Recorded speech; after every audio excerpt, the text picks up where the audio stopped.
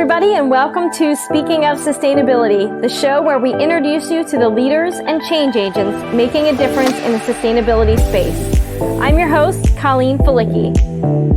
After starting my composting business in 2017, I quickly realized that our communities are looking for more ways to be sustainable in their daily lives and to support eco-friendly businesses. I'm so excited to introduce you to some sustainable superheroes as we all look to make our planet a better place for years to come.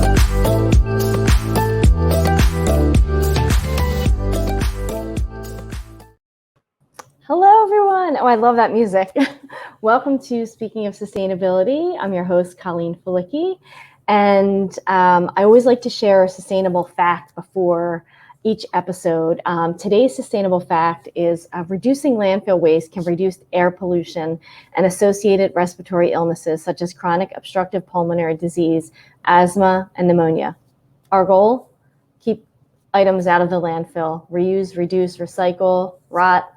And my guest today does just that. So I'm super, super excited to introduce you to Melissa Torre. She is soap maker and mayhem slayer. I love that name, of Vellum Street. Her favorite quote, the more value you see in the things you use on a regular basis, by default, the more value you add to your own existence. Love it. And thank you so much for being with me today. Thank you for having me. Oh, this is wonderful. I can't wait to share your message and for our listeners and viewers to hear about you. Yeah. So tell us how you got started making skincare products. So I was a chef. I used to own a bakery, and I opened my bakery, Cookie Confidential, in 2010. And it was mostly sweets, cookies, cupcakes, things like that. And the reason I started that was because I have a sweet tooth, but I also like to eat locally.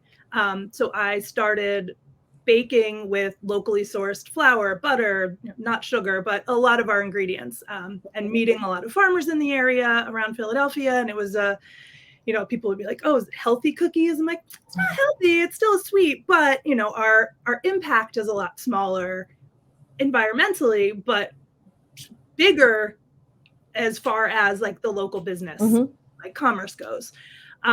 So I was doing that for 5 years, but prior to that, I had autoimmune conditions kind of my whole life, like probably starting that I can remember around 8, 9, 10.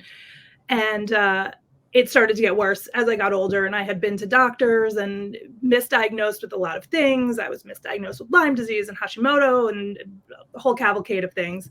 And one of the side effects of my autoimmune condition was I had really bad eczema. And I tried everything, steroid creams, every folk remedy I can try, every doctor prescription I could try, and nothing ever really seemed to work. Until my grandmother, who grew up in the hills of North Carolina, told me to use bacon fat. Now, we cooked one of our signature treats at the bakery was we did a lot of desserts with bacon before kind of bacon was this huge thing. So I had bacon fat around all the time. And I used it and it worked because, of course, Nana always knows. So For sure. I started, just using that. And literally within days, I saw more of an improvement on my skin than I ever had before. So I had been using that, and I kind of went down a rabbit hole with like, does anybody know about this? It can't just be my grandmother. And it was something that people used on their skin for ages and ages and ages. Beef fat, pig fat, which is lard, beef fat, tallow. Tallow can be, beef, goats, sheep, anything like that. And at that point, I was about 2 years into having my bakery, and I just started on the side, kind of making my own soap and like a balm to use on my skin, giving it away to friends. About 3 years into owning my bakery, I realized that wheat was a huge exacerbator of all of my autoimmune conditions. And that's literally what I do for a living, is cook with and breathe in wheat all day long. So I was kind of at a weird stuck place. I ended up eventually closing my bakery 5 years in.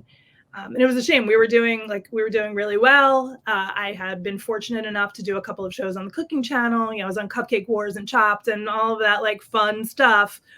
But it was making me sick. There was no way I could get better. Even though I cut it out of my diet, I still was breathing it in every day. Right. So I closed my bakery. I wasn't really sure what I was going to do. And I was still making these skincare products on the side. And at this point, I had kind of built a little bit of a following amongst my friends who had skin issues, who loved my products. And I had a friend who at the time worked for Whole Foods corporate, and they were opening their art museum flagship store at this time. And she asked if I would be interested in selling to them. They were looking for local vendors. I hadn't once thought about making skincare my business. I'm not a skincare kind of girl. I never wear makeup. I'm a lot more rugged nature type than skincare type. I would use whatever was around. To back up a little bit, the other reason I started making my own skincare, once I kind of had this light bulb moment of the bacon fat working, was, wait, I've never thought about what I put on my skin. I'm about what I eat. I started a whole food business to have treats I wanted that had better ingredients. I'll use whatever soap, whatever shampoo. I never thought about it. So I had started, that was another part of me making my own products, when I realized like I'm putting all these, if I'm reactive to all of these things, simple might be better. Sure. So anyway, I had this friend who worked for Whole Foods.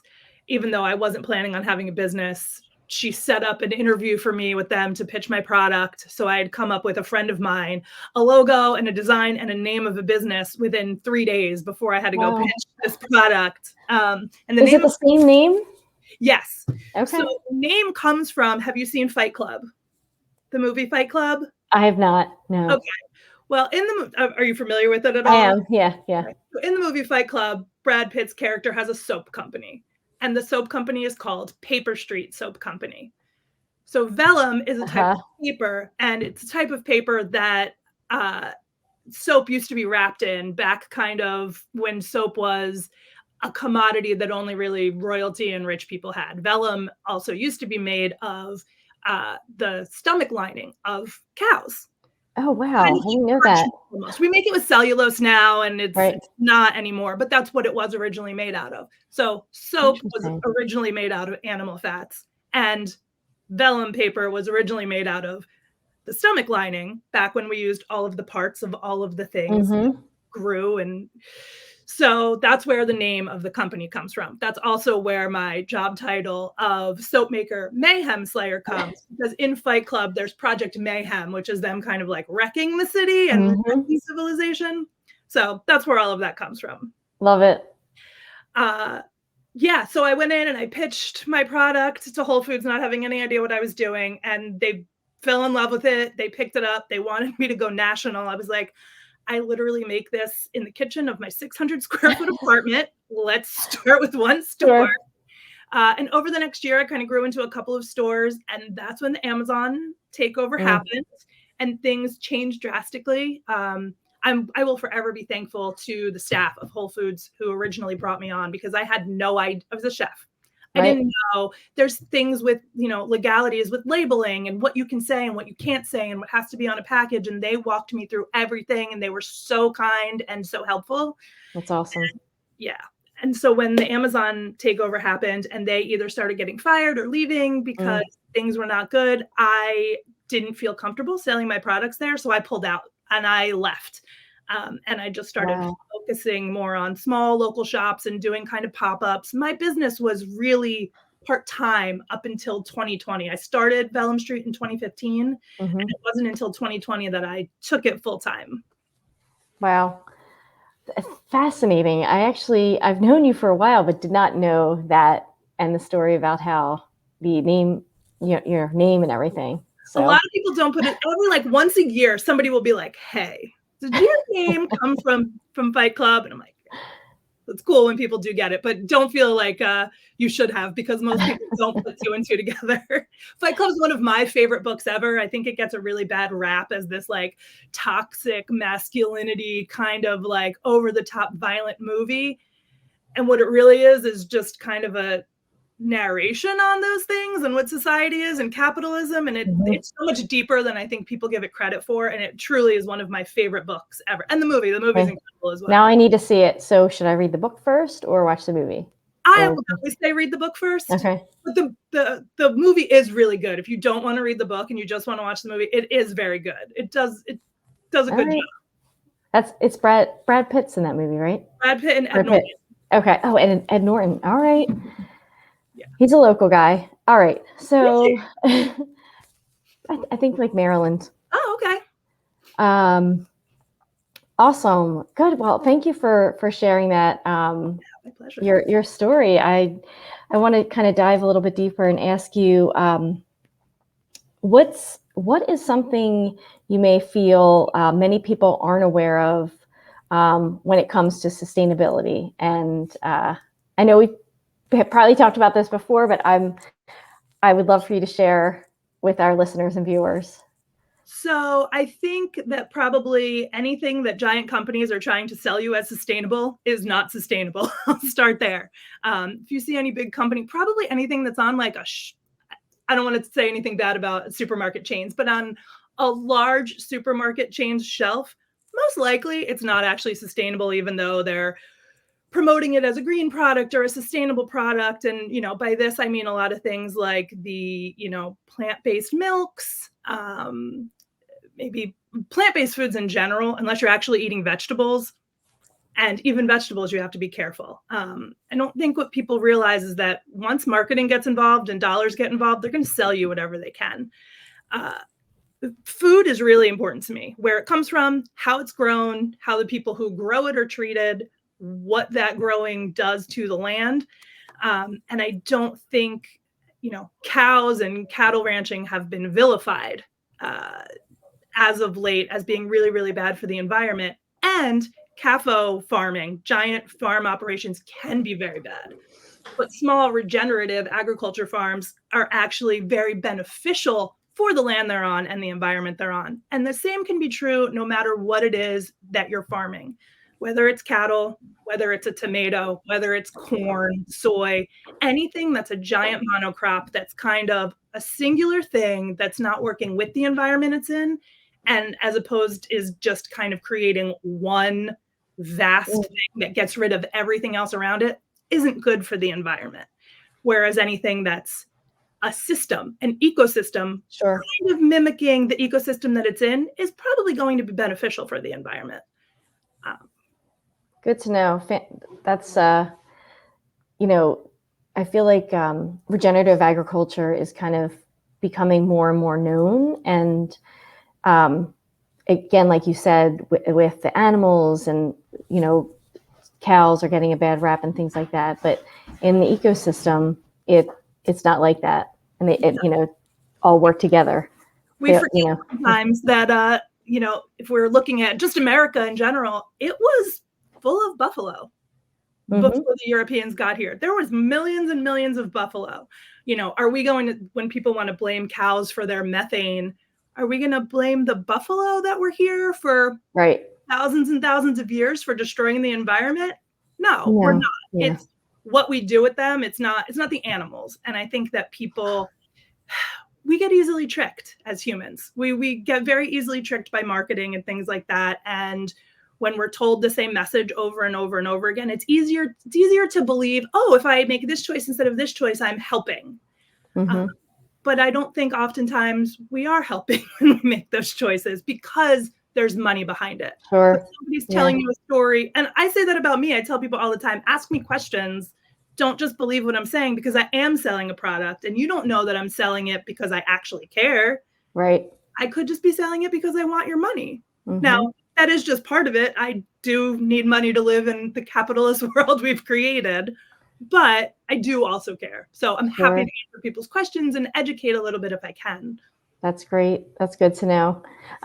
Speaking of your products and educating, I have something right here that I absolutely love. That marshmallow. That marshmallow lasts forever and just makes my skin so happy. Put it on at night, in the morning. I mean, I do a lot of work outside. My skin is really rough. And I will say that's actually our old label. So that's how long that's lasted. Oh, yeah. Because we've updated our label a little over a year ago. So that jar, you're using it all the time. It lasts a long time. I will say you get so much for your money with your products. And your skin smells good. I kind of want to lick it off my skin because it smells like I want to eat it. That's kind of your tagline on the Fat Marshmallow is slather it on, try not to lick it off. Yes. I have tasted it. Oh, so I get so many videos of people licking it, of their children licking it, of pictures of them, people telling me they eat it all the time. Too funny. So tell us about your current offerings and what's next for the brand. So we do a ton of things. So the other piece of this business is it kind of started with waste product. So like I said, I started using bacon fat because my grandmother recommended it for my eczema, but we also had a ton of it because we were cooking so much bacon. So when I started making things, it was a way to use excess ingredients we had. And like I said, I do have a lot of friends in the restaurant business, and I started talking to them. I had a friend who was a butcher who had a ton of goat fat that he didn't really have much use for. They would use some for sausages and things like that, but everyone I talked to that did any kind of whole animal butchery or animals like that in their restaurant business, they always had all this fat that they didn't have enough of a use for. And I was like, well, it's going to waste. They didn't want to throw it away. So it's taking up a ton of space in their walk-ins. So that's kind of, what led me to like, this is a better solution. This is all coming from local farms. I could drive there. I can see how the animals are being raised. There's not a lot of CO2 being released with transporting this. When we look at things like, everybody knows palm oil is bad, but everybody thinks coconut oil is good. When it's shown that it's actually just as bad, if not worse, for the environment. Wow. That oil is. Coconuts, it's the same thing. It's monocrop agriculture. So you're cutting down these swaths of rainforest where a whole ecology of animals and plants and bugs live to just grow coconuts. Go to, I've been to Thailand, and if you go to these coconut farms, you don't hear anything. There's not other life living there. It's just coconuts. And then you're shipping these ingredients thousands of miles. They're very heavy. It takes a lot of energy and fuel to ship these. And it just, so the more we can use what's here, that's close to you, and things that would normally be getting thrown away or don't have a use. Like we use a lot of citrus peels. It's good for your skin, but also a lot of people are throwing them away. We see them in compost buckets all the time. Right. And while compost is great, I don't want to take things out of your compost buckets. It's better to use it before it even goes there. Exactly. So there's tons of things, like coffee grounds that have already been brewed, tea leaves that have already been brewed, citrus peels, corn silk. There's every one of our products has, aside from the tallow can be considered a waste product, we use a second ingredient, at least one, that would normally be considered a waste product, but that has value in skincare. So I love about your products immediately attracted me to, they're fantastic in general overall, but that sustainable piece where they're not throwing out the items, you're reusing them. Right. And they're good for our skin. They're things that, our ancestors used.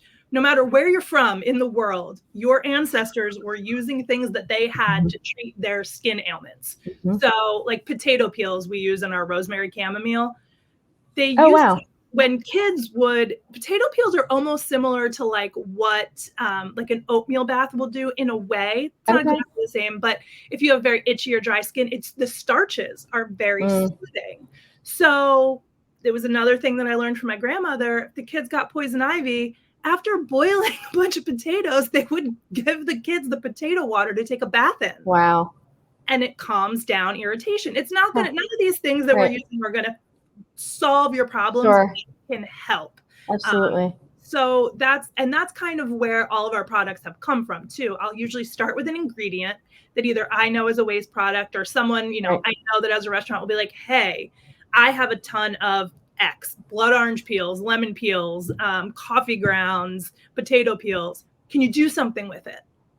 And then I'll kind of start backwards and research that ingredient, see what I can find about it, do some testing on my own, and then develop a new scent or product around that Oh, waste. wow. Fascinating. So yeah, what's next is, well, I am actually working on something. So when I started, I was using, like I said, bacon fat and lard mostly. After the first year or two, we kind of transitioned into tallow because it was what I was getting more easily from, I worked with Primal Supply Meats, and they're mostly beef. So we did a ton of tallow, and tallow and lard both have different properties for the skin. They're both great, but they kind of do a little bit of different things because their makeup is different. But our original tagline for Vellum Street was, we had two, which is, it's always been the soap you wish your mouth got washed out with, because we use all food grade ingredients. And if you're of a certain age, you remember getting your mouth washed out with soap. Right here. Same. But also it was lye, lard, love. Now, lye is what you need to create soap. Lye mixes with a fat, and a chemical process happens called saponification, and that turns into soap. So if you do the perfect ratio, there's no lye and no fat left once that's made. It's literally a new item. It is now soap. There's no lye or fat left in it.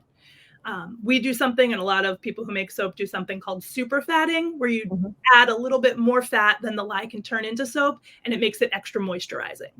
Nice. And then, so that was the lye, lard, and then love, because we're in Philadelphia, Love Park, city of brotherly love. And, you know, who doesn't love using? Who doesn't love soap? I mean, handmade soap. Yeah. So I want to get back to that. So I've been working on developing a line of just lard-based products for years now, but it's been hard. It's been ready to go.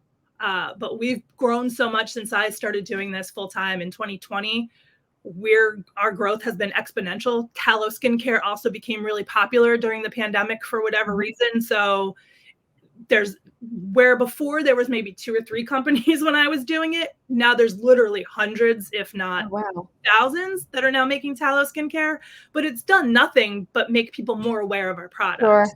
It's actually great for us that people aren't put off as much by it because they don't understand. Right.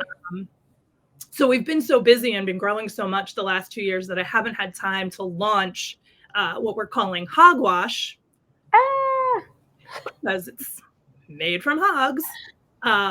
So that'll be hopefully this spring. Fantastic. Hogwash. Well, we'll look for it. Yeah. So it'll be a soap, and then we're going to do like a medicinal balm as well called ointment. That's fantastic. So that's our next step. Good stuff. Oh, I'm so super excited. Can you tell our listeners and viewers where to find your products? Yeah, so you can always order online at vellumstreet.com. We ship all over the world. We also have a list. There's too many to list, but if you go onto our website under where to find us, it will have all of our upcoming pop-up markets. We do usually at least one a month in the spring and fall and winter. And then it also has a list of stores that carry our products. We have probably 40 or so retailers, mostly in the Philadelphia area, but there's a few all across the country as well. Good stuff. So vellumstreet.com. Yes. And then at Vellum Street on Instagram. Yeah, that's the best way to keep up with what we're doing. Well, thank you. And before we get out of here, real quick, let's do our breakdown. What would you say is the biggest misnomer when it comes to sustainable skincare? That soy-based products or coconut-based products are good for the environment or your skin. Good one. Okay. Soy-based and coconut products are good for your skin. Thank you so much. I'm so glad that you joined us today, and I'm super excited to share what you have and your products with our listeners and viewers. So stay tuned. Keep an eye on Melissa and Vellum Street Soap Company. Thank you so much, Colleen. It was great to see you today. Likewise. Having me. Thank you for tuning in to another awesome episode of Speaking of Sustainability. Please follow and support our guests as we encourage you to continue doing your part to make a difference in our global community. And don't forget to rate, like, and share. See you next time.